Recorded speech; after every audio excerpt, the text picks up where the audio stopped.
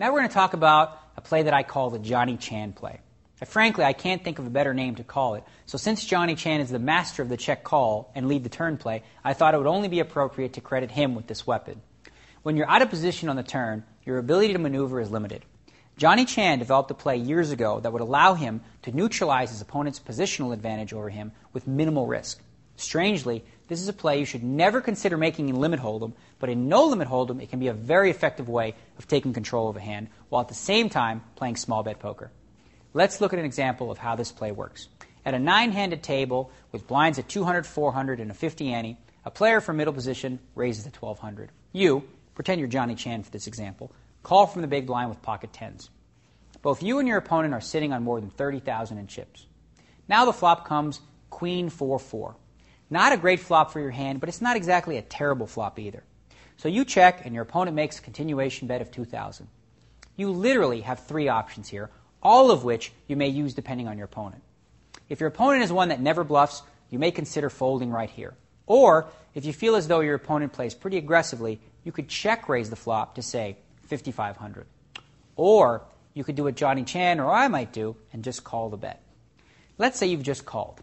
Now the turn card is a 7, meaningless. You could check it again and hope that your opponent gives up on the betting, or you could pull a Chan and take control of the hand by betting it yourself. If you bet 3,000 on the turn, your opponent will be forced to guess where you're at. Could you have a 4? Of course, you were in the big blind after all. Could you have a queen? Why not? If your opponent is sitting there with the best hand, there is a chance that he might not even raise you. With a queen, pocket kings, or aces, he may fear that you have the 4 and just call your bet. If he does call your turn bet, you have to assume that your pocket tens are no good. So unless you catch a 10 on the river, you can safely muck your hand if he bets the river. If you do have the best hand, however, by betting the turn yourself, you avoid having to face a larger bet on the turn, guessing as to whether your tens are good and your opponent is bluffing. Your bet is a protection bet in many ways. It protects against overcards when you have the best hand, and it also protects yourself from facing a larger bluff on the river. Now, your opponent could raise you on the turn as a bluff, but it's highly unlikely and only a handful of players are capable of that play. To keep them off your back, you'll also need to play very strong hands this way from time to time as well. There is one added bonus to playing your hand this way. You could bluff out the best hand. Let's say that instead of tens, you had pocket sixes. You make that same play, and you'll have a good chance to take the pot away from an opponent with pocket sevens through jacks. If they happen to call you on the turn, it will almost certainly be check-check on the river.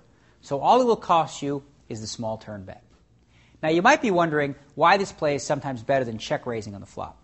It costs you virtually the same amount, but the information you receive won't be as telling. Your opponent is more likely to call a check raise on the flop with a wider range of hands than if you were to check call and lead the turn. Since your opponent is more likely to call the flop bet, that creates another problem for you on the turn. What do you do now? With the pot being so much bigger, a standard bet is going to cost you about 10,000 in chips. Betting is very risky since your opponent called the flop. More often than not, you'll be forced to check the turn and then once again be forced to guess if your opponent bets. Obviously, there are pros and cons to this play, and it should be used sporadically. I've talked about the pros, which far outweigh the only real con, free cards. By letting your opponent see the turn card, he might outdraw you if he had, say, ace-jack or something like that. The good news is it won't be hidden. If an ace hits the turn, you aren't committed to following through with the play and can abort mission. Besides, you won't be giving your opponent two free cards, since if the turn is a safe card, you'll be taking over the lead on the turn. Now in limit hold'em, this play just doesn't make any sense. In limit, you would certainly go ahead and check raise the flop if you plan on betting the turn. Check raising in limit isn't as risky, since it only costs you one bet on the flop and it doesn't affect the size of the turn bet. However, in no limit, check raising makes the pot bigger, which also means that it will force you and your opponent to make bigger bets. Since this is a marginal situation at best, that's the last thing you want to do, especially out of position. By using the Chan play, you take control of the size of the pot on the turn by not allowing your opponent to decide how much goes in on the turn, unless, of course, he's prepared to raise you. In closing, it's important any time you are using a play to make sure you have the right opponent. Many top pros will see through this play, calling it the weak lead, and they will pounce on it as a bluff. These types of players are in the minority, though. Most average players would never try to take this pot away from you.